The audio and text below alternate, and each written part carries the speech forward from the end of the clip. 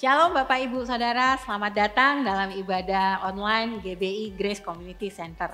Senang sekali kita bisa bersama-sama untuk memuji Tuhan, mendengarkan firman Tuhan, dan mempersembahkan yang terbaik bagi Tuhan. Saya percaya dimanapun kita berada, kuasa Tuhan selalu beserta dengan kita. Mari persiapkan pikiran dan roh kita untuk beribadah bersama-sama. Jika Bapak Ibu Saudara merasa diberkati dengan ibadah ini, silakan tekan tombol like dan silakan subscribe ke YouTube channel Grace Community Center. Jika Anda membutuhkan pelayanan doa dan konseling, silakan menghubungi kami melalui email atau nomor WhatsApp yang tertera di layar. Selamat beribadah, Tuhan Yesus memberkati. Shalom, selamat pagi. Kita bersyukur pagi hari ini kita bersama-sama beribadah, bersama-sama menyembah, memuliakan nama Tuhan. Mazmur 65 ayat 5 mengatakan bahwa berbahagialah orang yang engkau pilih dan yang engkau suruh mendekat untuk diam di pelataranmu. Kiranya kami menjadi kenyang dengan segala yang baik di rumahmu, di baitmu yang kudus. Pagi hari ini kita beribadah bersama-sama dan saya percaya Allah memilih kita untuk diam bersama-sama dalam hadirat Tuhan. Dan Alkitab mengatakan bahwa kita orang yang berbahagia, amin. Dia akan mengenyangkan kita dengan segala yang baik. Rencananya baik dalam hidup kita, segala hal baik Dia limpahkan dalam hidup kita. Mari kita berdoa. Tuhan, kami ucap syukur pagi hari ini.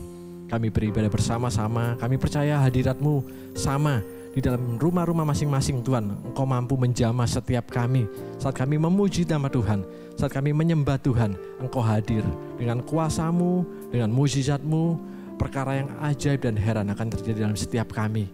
Kami memuji nama-Mu, kami menyembah Engkau, sebab Engkau Allah kami. Engkau hidup, Yesus.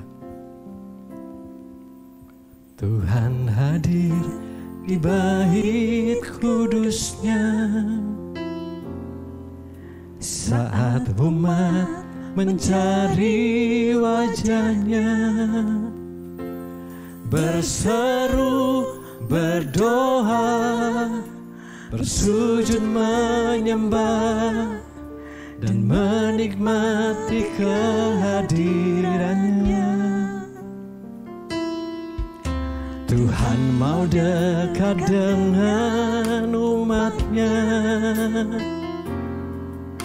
yang datang dengan segenap hatinya,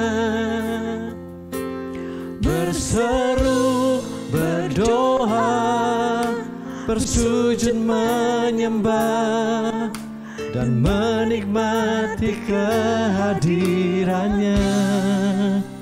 Hadirat-Mu memenuhiku,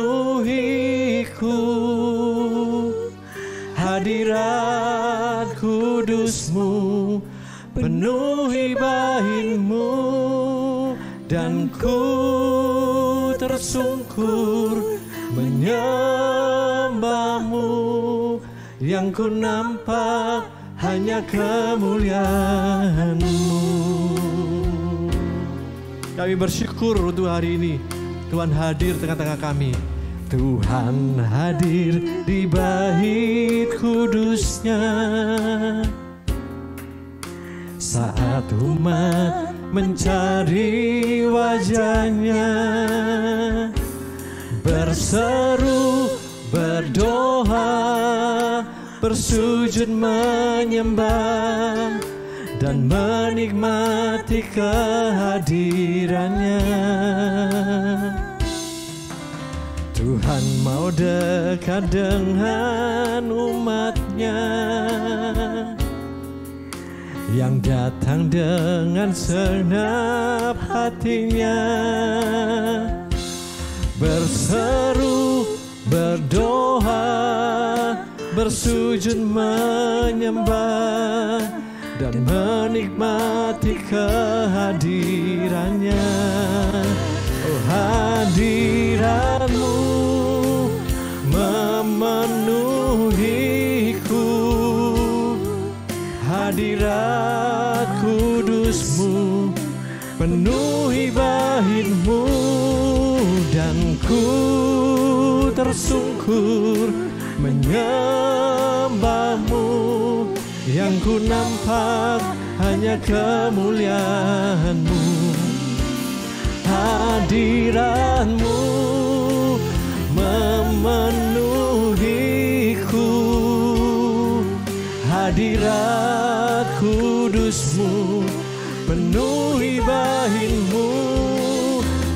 ku tersungkur menyembahmu, yang ku nampak hanya kemuliaan-Mu.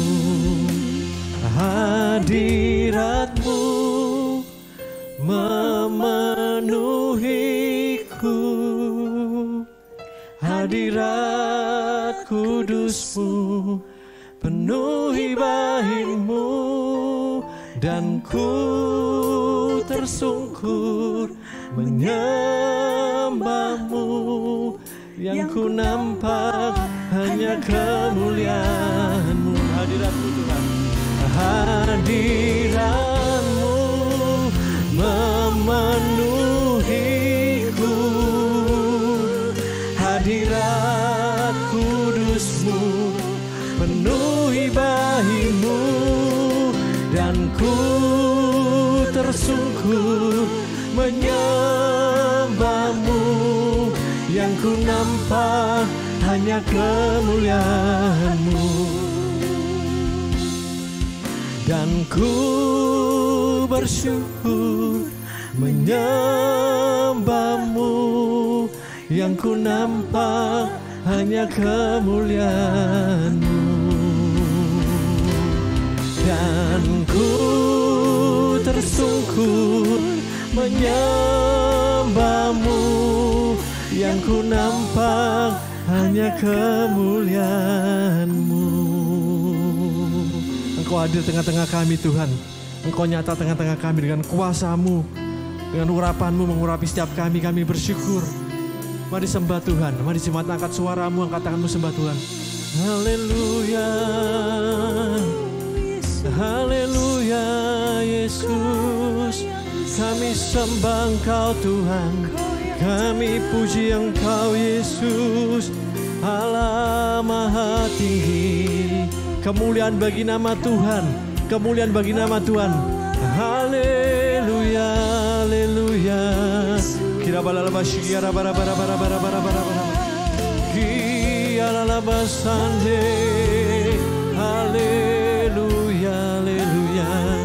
Yesus, kemuliaan bagi nama-Mu Tuhan selamanya. Selamanya Tuhan, Engkau kekuatan kami, Engkau kemuliaan kami. Kami memuji nama-Mu, kami sembah Engkau. Haleluya, haleluya Jesus.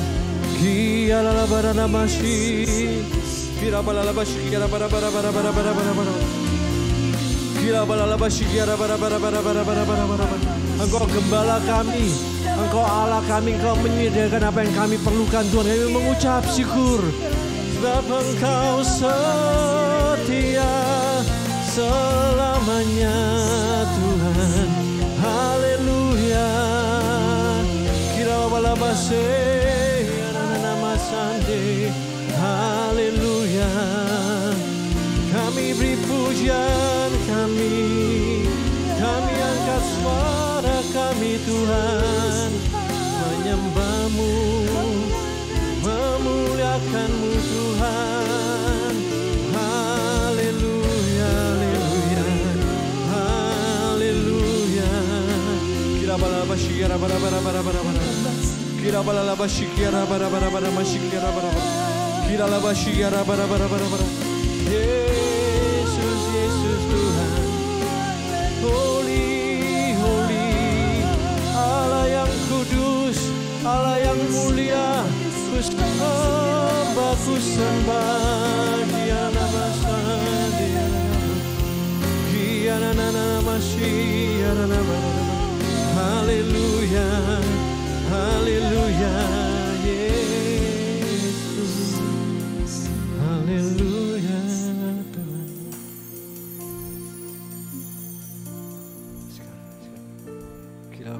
Kira bara bara bara bara bara bara.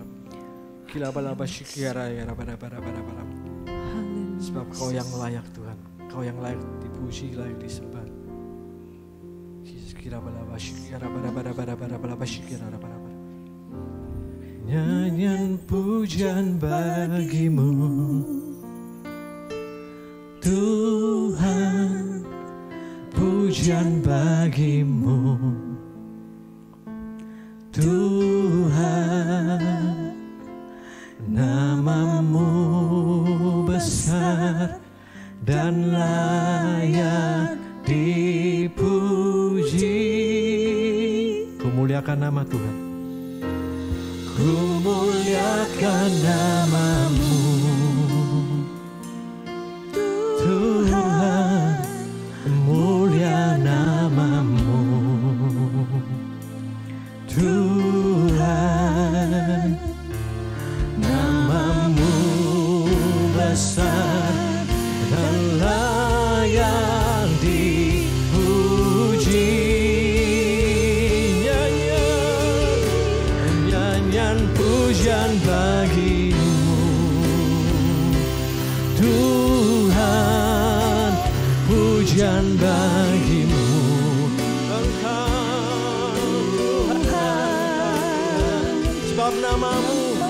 Sebab nama-Mu besar dan layak dipuji.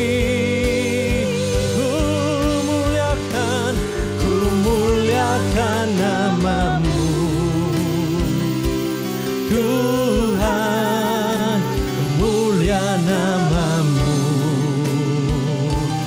Tuhan, sebab Kau besar dan layak dipuji. Nyanyian pujian bagi-Mu. Nyanyian pujian bagi-Mu. Tuhan, pujian bagi-Mu. Tuhan, nama-Mu besar. Nama-Mu besar dan layak dipuji. Nama-Mu besar, layak dipuji. Nama-Mu besar dan layak dipuji. Bahkan nama-Mu, nama-Mu besar dan layak dipuji. Berikan suara-suara kemuliaan bagi Allah kita. Yes God, yes God, Engkau Tuhan kami, Engkau besar. Kami bersyukur Tuhan. Allah mengasihi setiap kita, amin. Dia memberikan nyawanya bagi setiap kita supaya kita beroleh hidup yang kekal.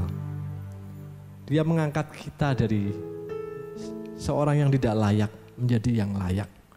Seorang yang tidak patut diampuni menjadi orang yang patut diampuni. Kita berharga di mata Tuhan. Kita dikasihi oleh Tuhan. Amin. Saya mengucap syukur untuk kasih Tuhan yang besar atas setiap kami. Tuhan mengorbankan nyawanya melalui salib supaya kami hidup, supaya kami diampuni, supaya kami mengalami kasih yang kekal, kasih yang sejati di dalam Tuhan, supaya kami mengalami kesembuhan. Karena Alkitab berkata bahwa oleh darah-Mu kami disembuhkan. Kami beroleh jalan keluar kemenangan sebab Tuhan menyertai kami. Terima kasih Tuhan, terima kasih.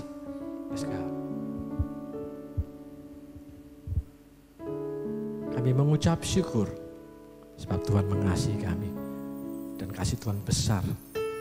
Terpujilah nama-Mu Tuhan, terpujilah nama-Mu.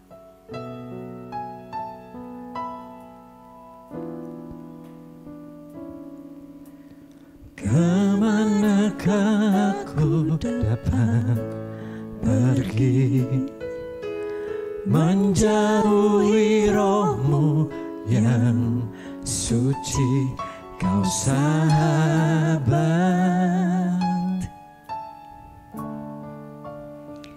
dan Kau dekat.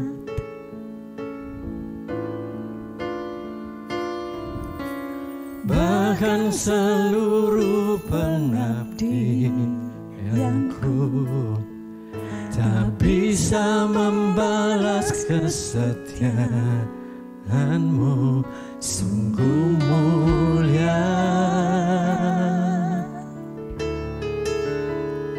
dan berharga, sungguh besar besar pengorbananmu bagiku, terlalu dalam untuk dimengerti, sungguh besar, sungguh indah yang kau pikirkan tentangku, tak terselami bagiku, sungguh indah.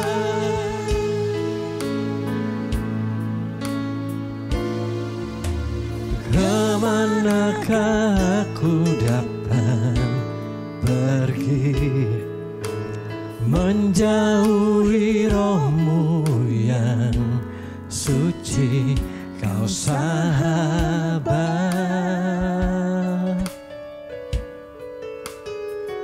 dan kau dekat.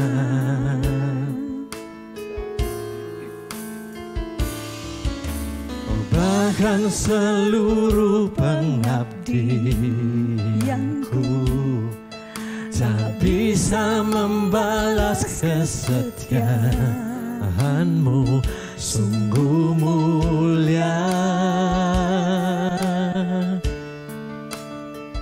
dan berharga. Sungguh besar pengorbananmu bagiku, terlalu dalam untuk dimengerti,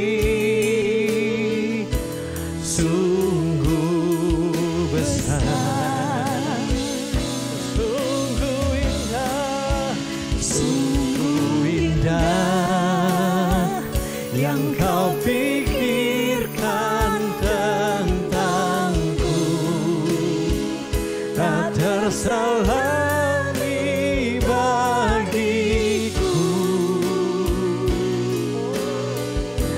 sungguh indah, sungguh besar, sungguh besar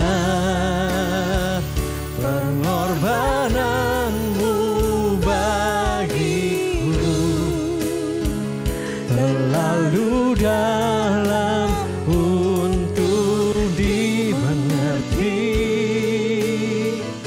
sungguh besar,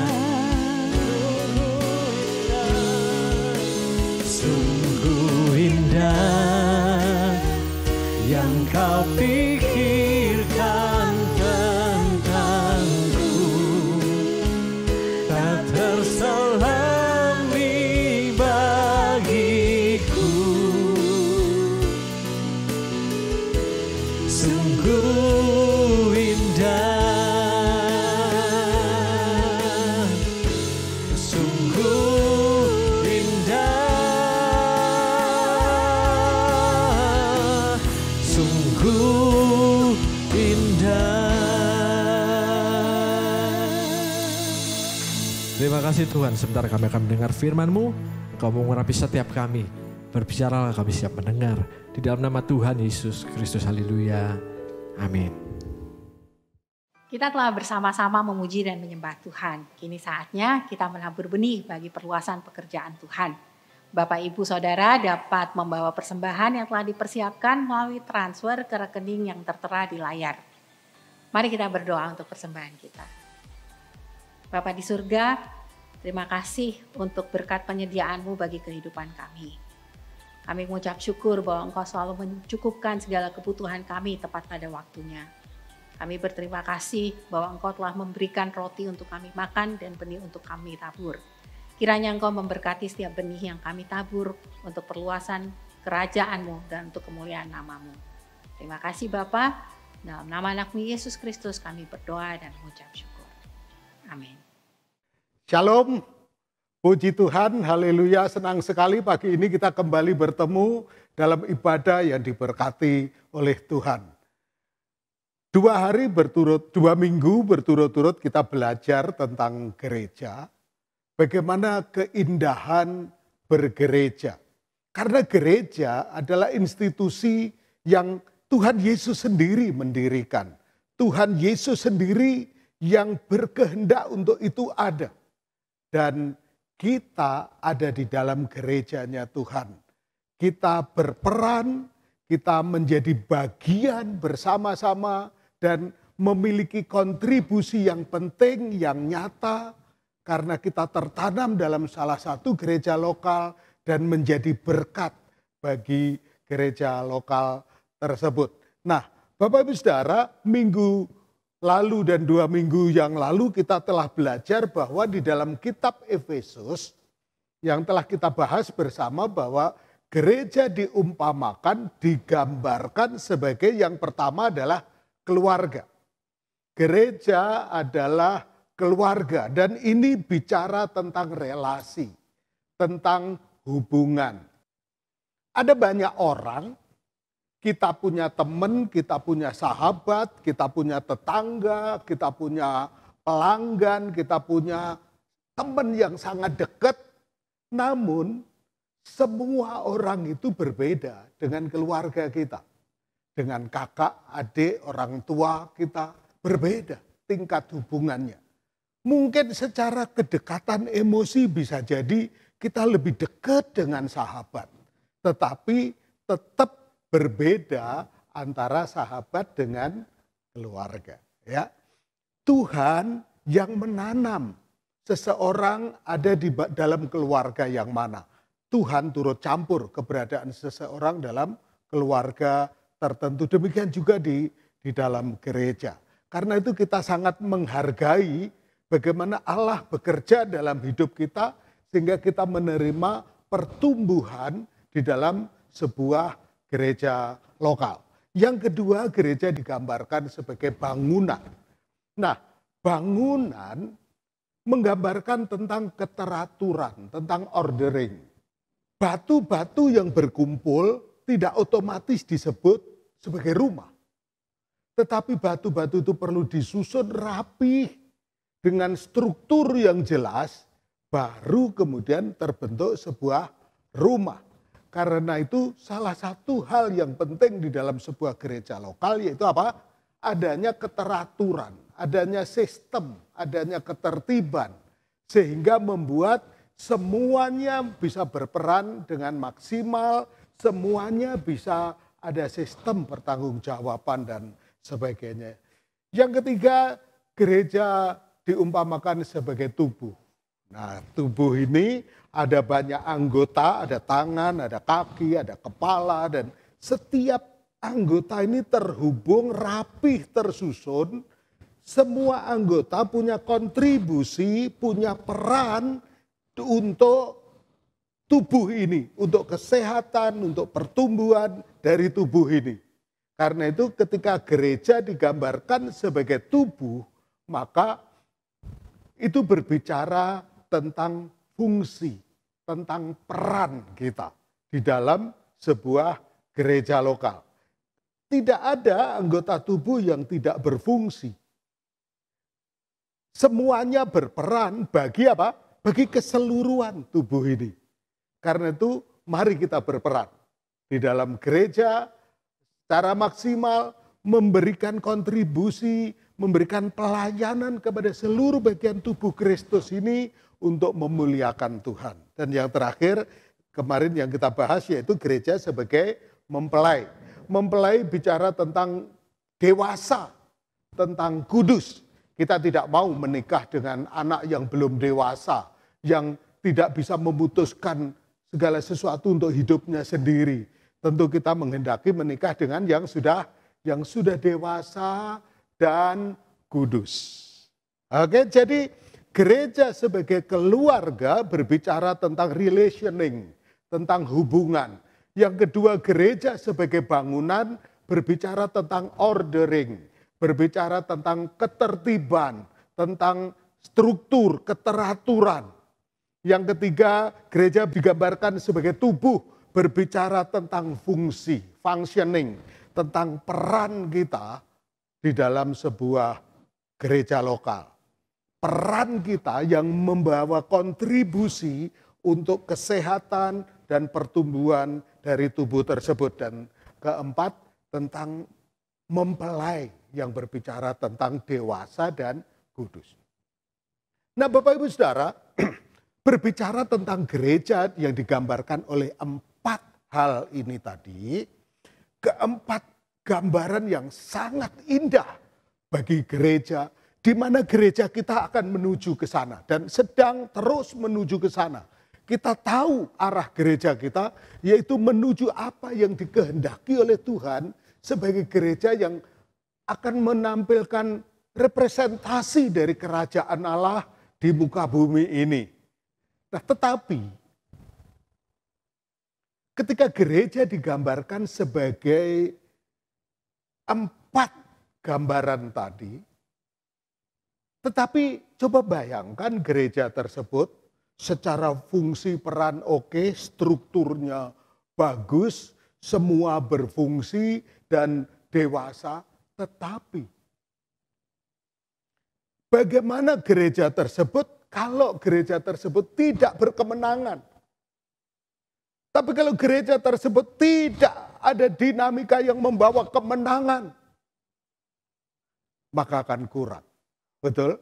Karena itu Tuhan menambahkan satu lagi gambaran gereja yang membuat gereja itu menjadi sangat menarik dan kita antusias ada di dalamnya, yaitu gereja digambarkan sebagai prajurit. Nah, gereja digambarkan sebagai prajurit yang berkemenangan. Gereja berkemenangan, gereja yang dinamis, gereja yang menampilkan kuasa Allah, tanda-tanda ajaib dan mujizat-mujizat. Karena itu gereja juga diumpamakan sebagai apa? Prajurit. Efesus pasal 6 ayat 13 berkata demikian, sebab itu ambillah seluruh perlengkapan senjata Allah supaya kamu dapat mengadakan apa? Perlawanan pada hari yang jahat itu dan tetap berdiri sesudah kamu menyelesaikan segala sesuatu. Saya ulang sekali lagi. Sebab itu ambillah seluruh perlengkapan senjata Allah supaya kamu dapat mengadakan perlawanan pada hari yang jahat itu dan tetap berdiri sesudah kamu menyelesaikan segala sesuatu. Nah, gereja diumpamakan sebagai prajurit yang berperang dan menang.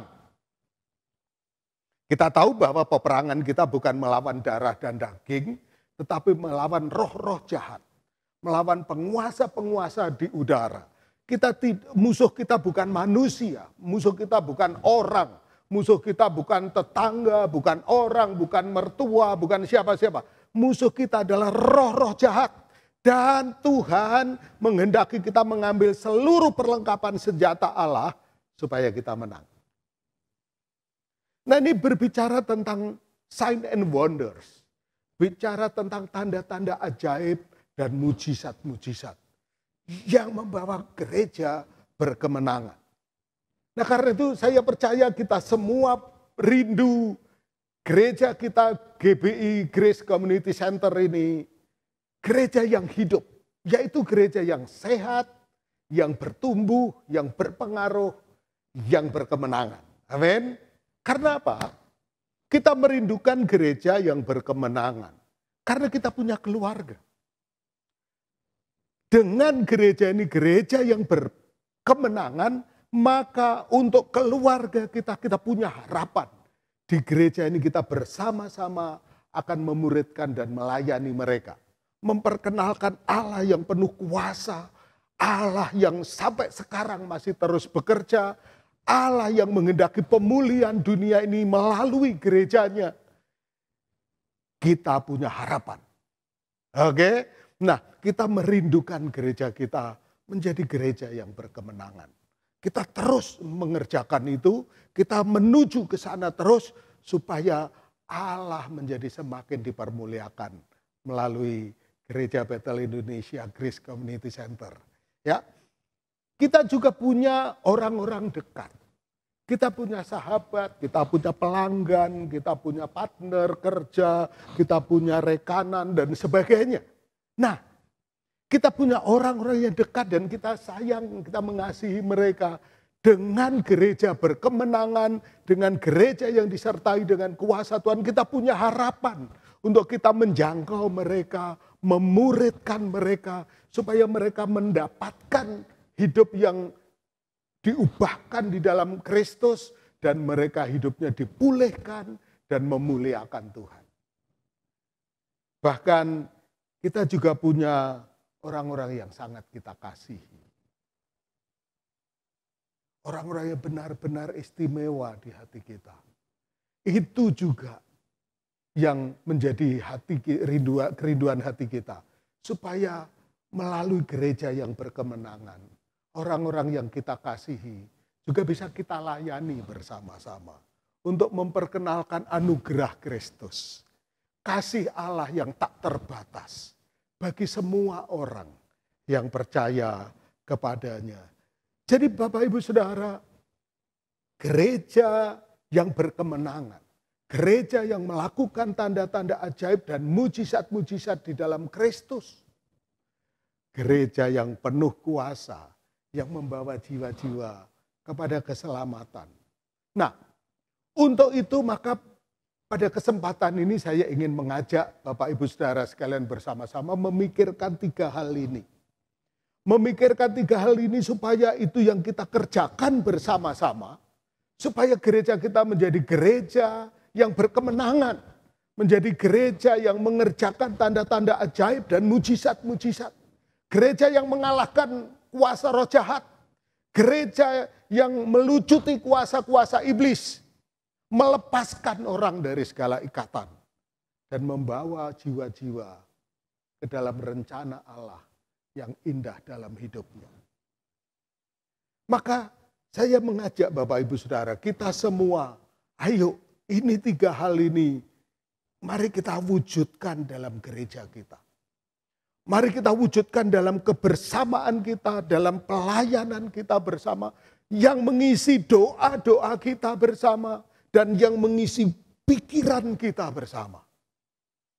Yang pertama, gereja yang berkemenangan adalah gereja yang mengandalkan kuasa Roh Kudus. Gereja yang berkemenangan yang pertama yaitu gereja yang mengandalkan kuasa Roh Kudus. 1 Korintus 4 ayat 20 katakan, sebab kerajaan Allah bukan terdiri dari perkataan, tetapi dari apa? Kuasa. Pelayanan kita bukan sekedar perkataan, bukan sekedar fasih lidah, bukan sekedar kepandaian berkata-kata, bahkan bukan sekedar permainan psikologi manusia, bukan. Tetapi pelayanan kita adalah pelayanan yang apa? Disertai dengan kuasa Tuhan. Karena itu gereja adalah harapan bagi dunia. Gereja adalah harapan bagi dunia karena apa? Karena di dalam gerejalah ada kuasa yang sanggup mengubahkan manusia. Manusia yang tadinya berdosa, sekarang percaya Yesus berbalik dari jalannya yang jahat dan hidupnya diubahkan melalui kuasa Tuhan. Gereja mengerjakan ini karena itu gereja menjadi harapan bagi dunia. Dunia tidak bisa berharap untuk perubahan hidup kepada ilmu pengetahuan saja. Ilmu pengetahuan sangat terbatas. Dari dulu sampai sekarang, ilmu pengetahuan terus bertumbuh, terus semakin modern. Tetapi dosa manusia juga semakin besar, semakin canggih. Hanya kalau orang itu percaya kepada Yesus, Alkitab katakan ia menjadi ciptaan yang baru. Yang lama sudah berlalu, sesungguhnya yang baru apa? Sudah datang. Jadi gereja adalah harapan bagi dunia. Kita orang-orang yang mendapat anugerah dan kepercayaan Tuhan. Pelayanan kita bukan hanya dari perkataan, tetapi kuasa Tuhan. Nah karena itu, kenapa kita gencar di dalam doa? Anak muda, anak remaja, kita dorong untuk mengadakan pertemuan doa khusus. Anak sekolah minggu bahkan kita libatkan dalam doa walaupun waktunya tidak panjang-panjang, belum. Tapi kita dorong sekolah minggu, pelajar, mahasiswa, kaum profesi, semua. Ibu-ibu kita adakan pertemuan doa khusus. Karena apa? Kuasa Tuhan itu yang harus mewarnai seluruh pelayanan kita. Amin. Dan kita sungguh-sungguh percayakan hal itu. Pelayanan kita tidak boleh hanya mengandalkan perkataan, permainan psikologi dan sebagainya. Kita belajar semua itu. Kita belajar komunikasi supaya kita bisa deliver pesan dengan baik. Kita belajar psikologi juga supaya kita bisa memiliki teknik, strategi, pendekatan yang tepat untuk menyampaikan Injil kepada setiap orang. Tetapi tetap harus disertai dengan kuasa dari Tuhan. Tanpa kuasa, maka kita tidak bisa mengubah manusia. Karena kedalaman manusia itu adalah spirit, adalah roh. Roh tidak bisa dijamah dengan hikmat, akal budi, pengetahuan manusia. Roh harus didekati dengan kuasa roh Allah. Yang membuat roh itu terjamah oleh kuasa Tuhan. Dan karena itu maka pentingnya kita berdoa. Saya mendorong Bapak Ibu Saudara semua ikut doa. Ya, pertemuan doa ibu-ibu hari Kamis, pelajar hari Rabu, pelayan-pelayan dan umum hari Sabtu sore dan seterusnya. Supaya apa? Gereja kita benar-benar mengandalkan kuasa Roh Kudus. Ya, kita mengembangkan bahasa roh. Kita melayani jiwa-jiwa supaya dipenuhi oleh kuasa Roh Kudus. Karena kita gereja yang mengandalkan kuasa Roh Kudus. Kita tidak hanya akal budi kita. Kita perlu kuasa Roh Kudus. Yang kedua adalah hidup dengan iman. Jika kita ingin menjadi gereja yang berkemenangan, maka penting sekali kita untuk kita hidup dengan iman. 2 Timotius 2 ayat 4 dikatakan demikian, seorang prajurit yang sedang berjuang tidak memusingkan dirinya dengan soal-soal penghidupannya, supaya dengan demikian ia berkenan kepada komandannya.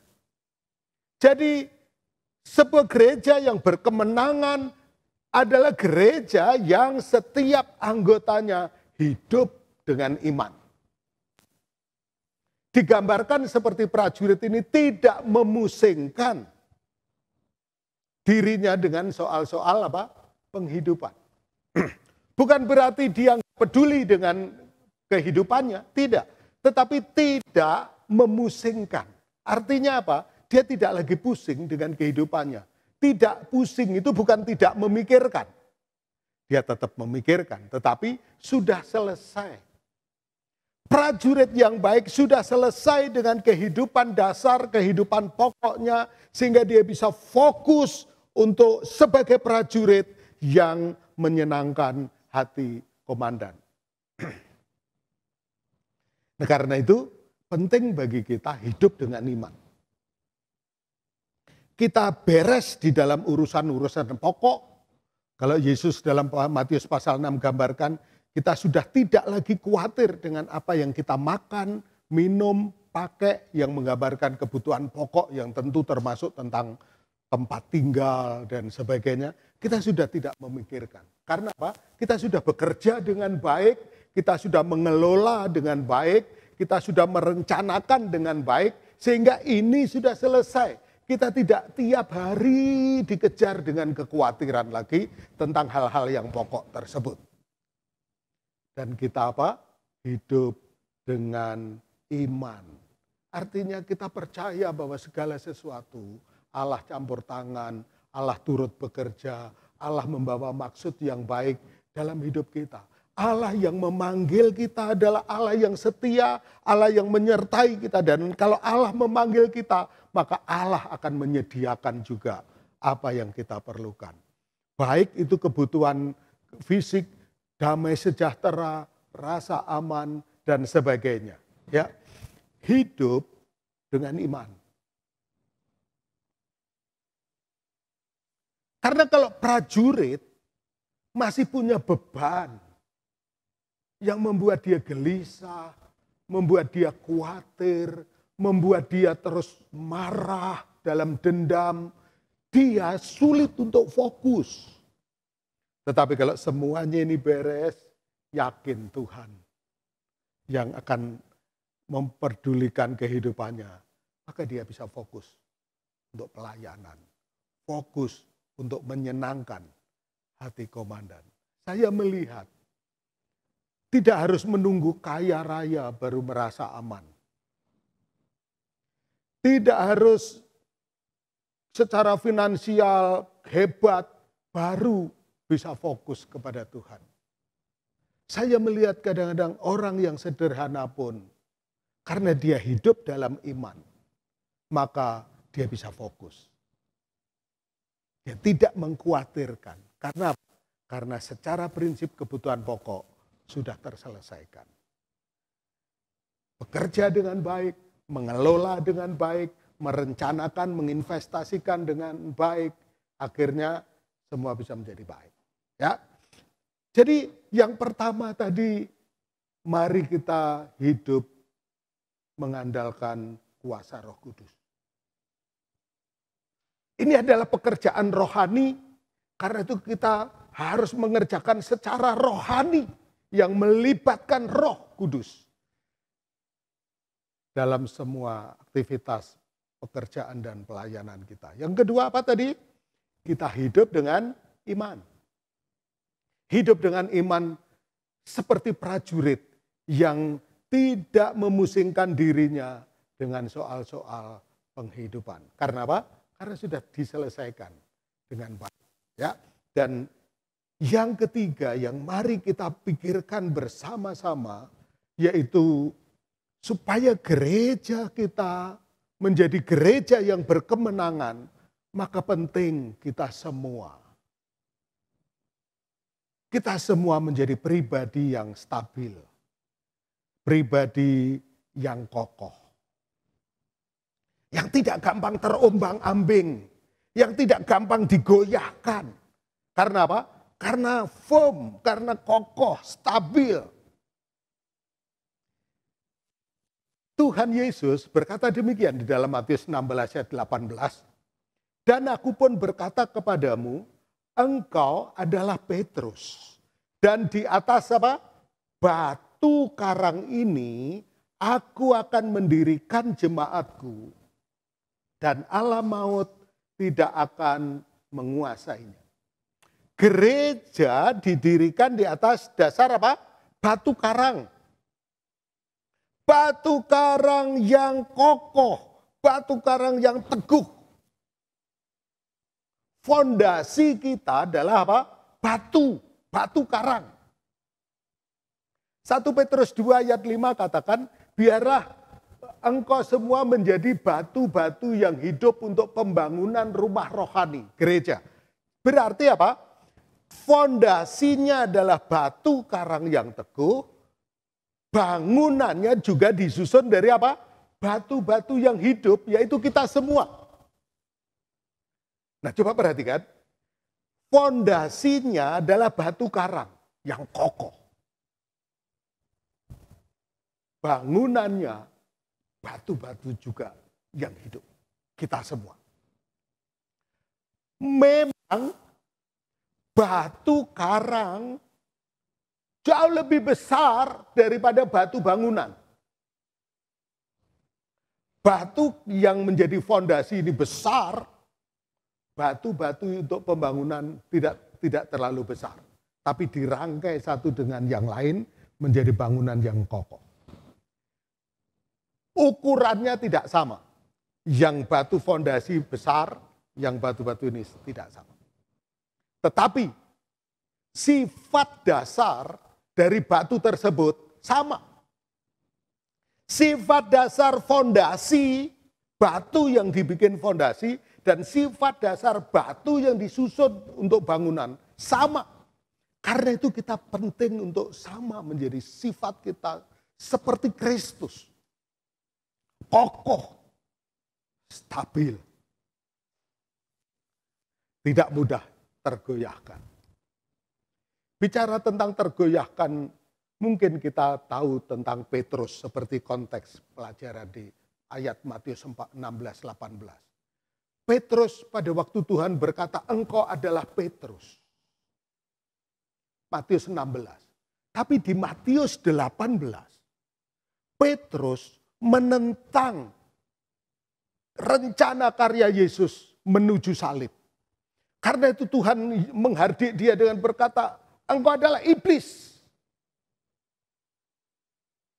Pada waktu Tuhan tegur, berbeda sekali dengan Matius 16 yang Tuhan mengatakan engkau adalah Petrus. Berarti apa? Petrus satu kali saat dia begitu sangat hebat mendapat pernyataan dari Tuhan tentang siapa Yesus. Engkau adalah Mesias Anak Allah yang hidup. Tapi kemudian dia justru menentang rencana Yesus untuk menuju kayu salib, untuk karya penebusan. Pada waktu Yesus sharing tentang rencananya menuju salib, dia akan ditangkap, dia akan dianiaya, dia akan dibunuh, dia tidak rela, dia berusaha menolak itu. Pada saat dia berkata-kata demikian, dia begitu berapi-api menyala-nyala.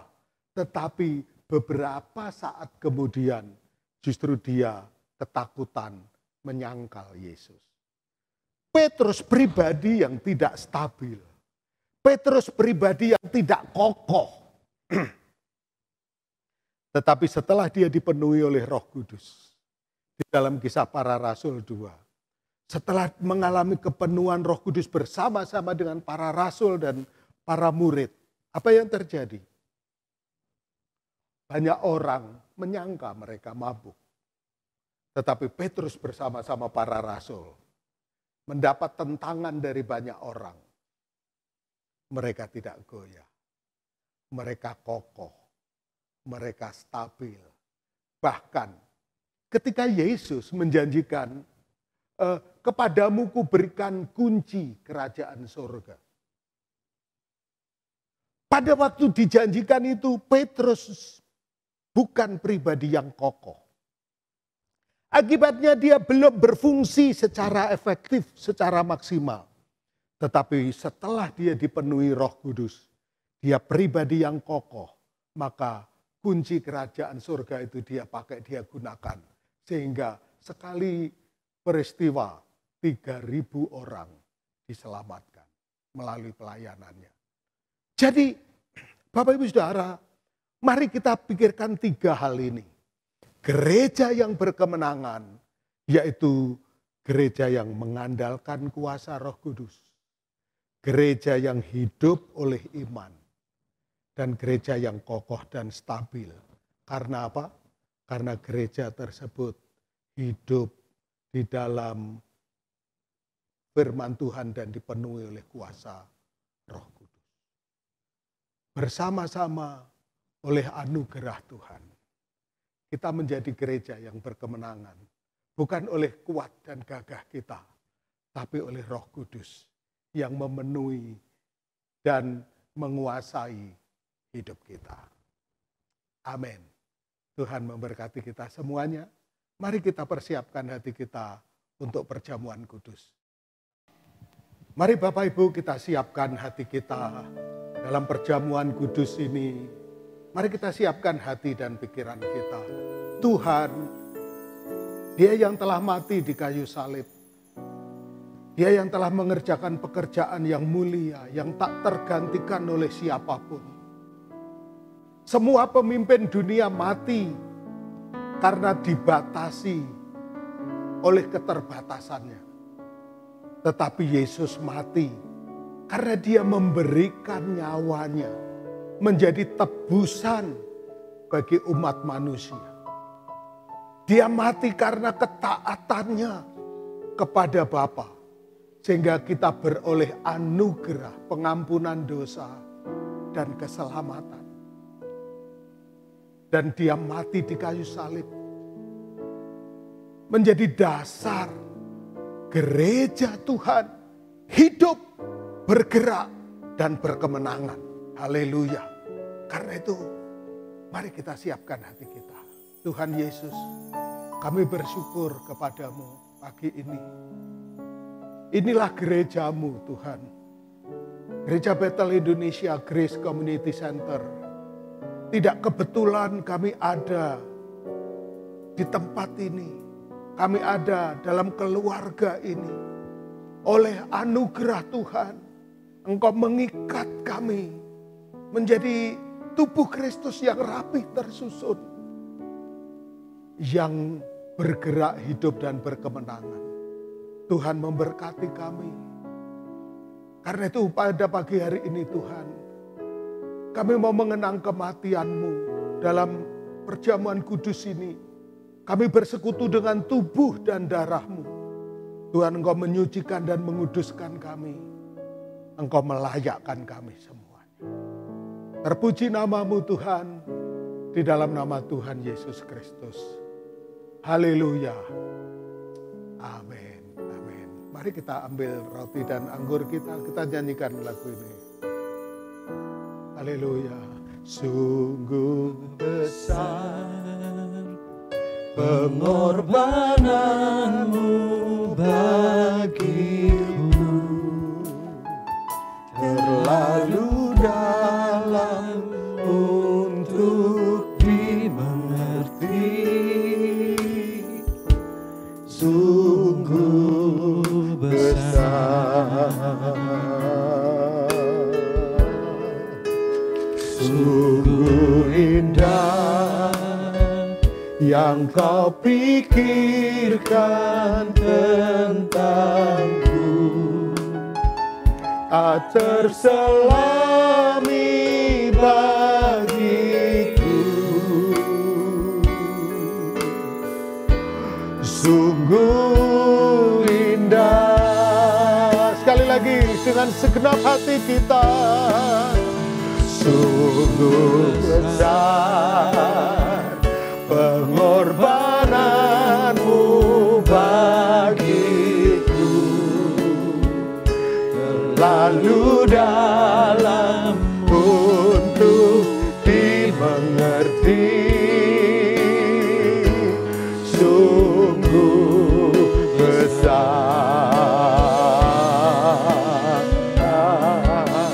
sungguh indah, amin, yang kau pikirkan tentangku, tak terselami bagiku.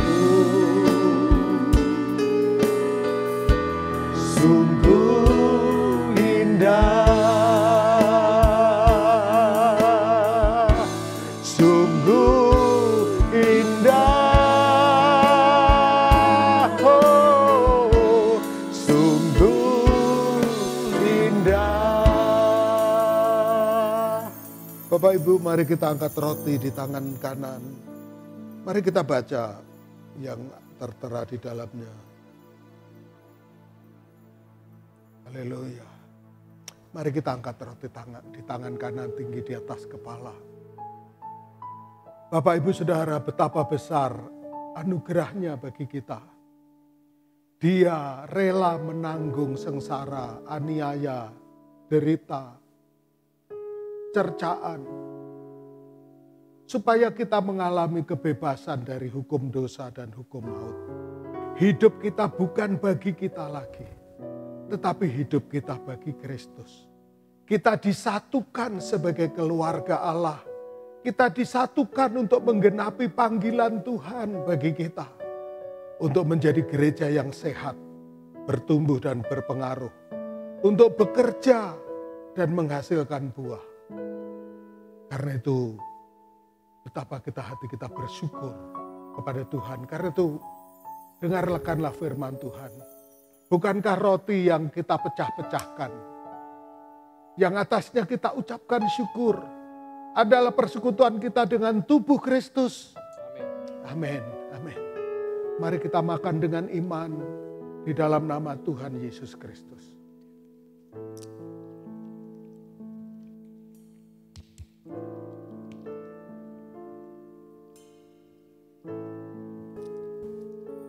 Haleluya. Mari kita siapkan cawan. Mari kita angkat di tangan kanan tinggi di atas kepala. Inilah cawan perjanjian baru yang dimeteraikan oleh darah. Kata Tuhan Yesus. Dimeteraikan oleh darah Yesus. Darah yang mahal. Darah yang menyucikan kita dari segala dosa. Darah yang memperdamaikan kita dengan Bapa. Darah yang menebus kita dari cara hidup kita yang sia-sia. Dan darah yang telah menyembuhkan segala sakit kita. Karena itu dengarlah firman Tuhan. Bukankah cawan yang atasnya kita ucapkan syukur adalah persekutuan kita dengan darah Kristus? Amin. Mari kita minum dengan percaya dalam nama Tuhan Yesus.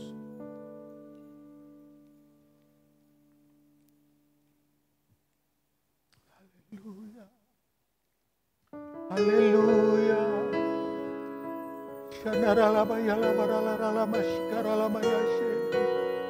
Haleluya, haleluya. Glory, haleluya, haleluya.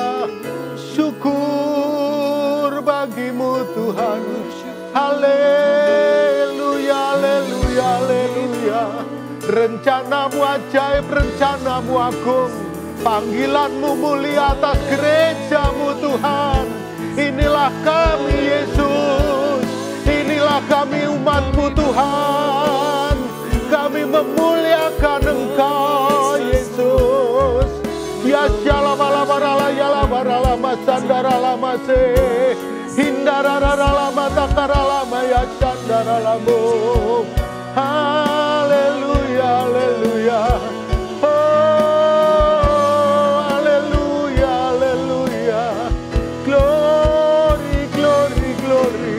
Haleluya Yesus.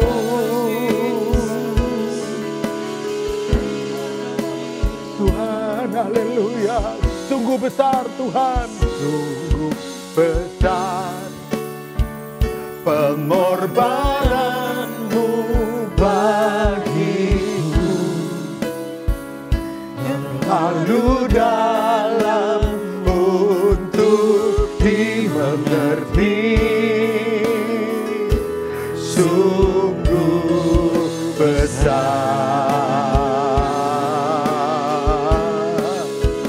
sungguh indah yang kau pikirkan tentangku, tak terselami bagiku. Sungguh